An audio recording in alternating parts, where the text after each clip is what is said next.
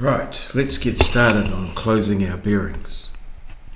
You'll recall in our previous video we did an observation up here at trig 1 where we determined the bearing and measured the distance down to this traverse point, point 1 or P1 here. What we're going to do in this video is to continue on the traverse from P1 to P2, from P2 to P3, and from P3 to P4, and from P4 through to trig 2. At trig 2 we have done another observation similar to that we did at trig 1, where we have determined a bearing for this line from trig 2 to point 4 by orientating on 4 other known trig rays in the area. Now there are many schools of thought as to how we would go about closing these bearings. For me, my preference is to hold the bearings from the trig. So because we've spent a fair bit of time accurately at the trig station determining the bearing from the trig to P1, I would tend to hold that bearing and not to attribute any error or misclose to that bearing. Similarly, I would also hold the bearing that's been determined at trig 2 to point 4. So what this means is, in terms of the, just cut the brush size down here a little bit and I'll write hold by there just so that's quite clear what the green is, and I'll hold this here.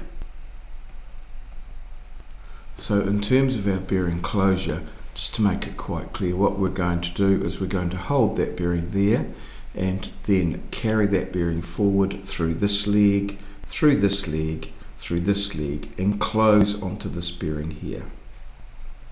What that means is that any misclose that we get, if we come from here, carry this bearing forward, and we get a difference with this bearing here, that will be determined the misclose, which we will then distribute essentially into these 3 angles, these 4 angles here, there being an angle at each setup. So that what that will mean is that we will have adjusted bearings for this traverse line here, this traverse line here, and this traverse line here. So what we're going to do now is to move on to the spreadsheet.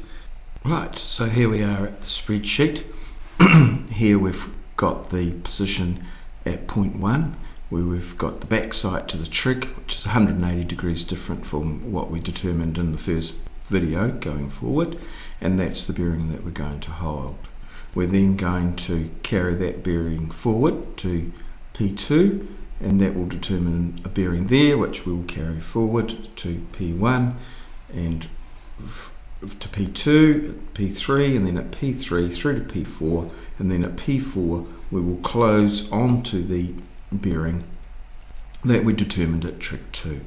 So here we are, I've shown down here the bearings from trig 1 to point 1 and from trig 2 to point 4, and we can see that we're 180 degrees different there and 180 degrees different there, and the trig bearings are held as we deem them to be more accurate than our traverse bearings. So moving on. Okay, so what we've done here in red, I have shown the calculations that I have done. So here we've put what we call an orientation correction here of 305 1221, which is the true bearing that we determined coming down from trig 1, and obviously we have to add that to 0 to get 305 1221. We're going to hold that bearing, so there will be no misclose or no bearing correction in that, and that'll give us our bearing as determined 305 1221. Now adding 305 1221 to this value here gives us 178, 29, 17. Remembering, of course, that when we add these two together, and because it's going to exceed 360, we have to take 360 off to give us the actual bearing. So although they'll add to something like 538, we take 360 off that to get our bearing here. Now we change that bearing, add 180 degrees to it and carry it forward, and here we are adding it on here, and that will make this bearing here 144, 4309. Change that by 180 and carry it forward, 324, 4309 becomes our correction there, which we add to this bearing here. Again, we're going to have to subtract the 360, which gives us 262, 2056. Swap that round 180 degrees because we're looking from the other end back, and we get 82, 2056, which we add to here to give us 119, 25 degrees 16. We find that our misclose in this case is 12 seconds. We would have to add 12 seconds onto this bearing to make it fit this bearing. So having discovered what our misclose is, we're going to adjust it for each of the angles as I showed in the diagram. So there's 1, 2, 3, 4 setups. So 12 divided by 4 is 3. So in our next page of the spreadsheet, what I'm going to do is to show you how we distributed the misclose. Alright, and here we go again. So we determined we had 12 there and 3 seconds. So to apply the 3 seconds, we just make the correction here 9. Now this is the same as this, except 180 degrees different, so it's 9 and 6, so there's 3 seconds in that angle. 6 and 3 here, 3 seconds in that angle. 3 and 0 there, 3 seconds in that angle. So there we are.